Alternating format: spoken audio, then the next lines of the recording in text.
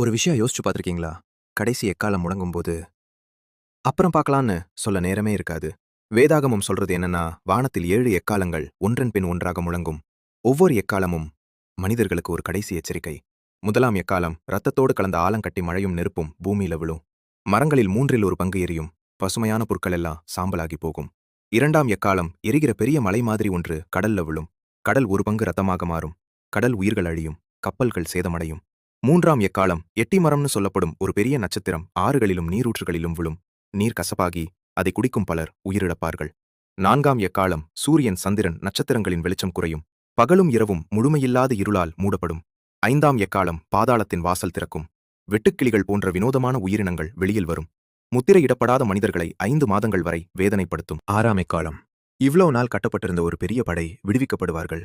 அவங்க பூமியில இருக்கிற மனுஷங்கள்ல 3ல ஒரு பங்கு பேரை அழிப்பாங்க.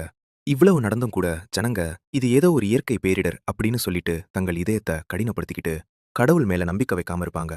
7ஆம் கடைசி எக்காலம் அது முழங்கும்போது ஒரு பெரிய அறிவிப்பு. உலகத்தின் ராஜ்யங்கள் கர்த்தருடைய ராஜ்யங்களாக மாறிவிட்டது. இது கிறிஸ்துவின் 2ஆம் வருகையையும் தேவனுடைய முழுமையான ஆட்சியையும் அறிவிக்கும். ஆனா இங்க ஒரு முக்கியமான உண்மை இருக்கு. இந்த எக்காலங்கள் வெறும் தீர்ப்பு மட்டுமில்ல, மனிதர்களுக்கு மனம் திரும்புவதற்கான கடைசி அழைப்பு. துன்மார்க்கத்துக்கு எதிரான தேவனுடைய நீதியின் எச்சரிக்கை. இன்னும் அந்த கடைசி எக்காலம் முழங்கல. அதாவது வெளிச்சத்துக்கான கதவு இன்னும் திறந்தே இருக்கு. அதனால நீங்க ஒரு முடிவு எடுக்கணும்.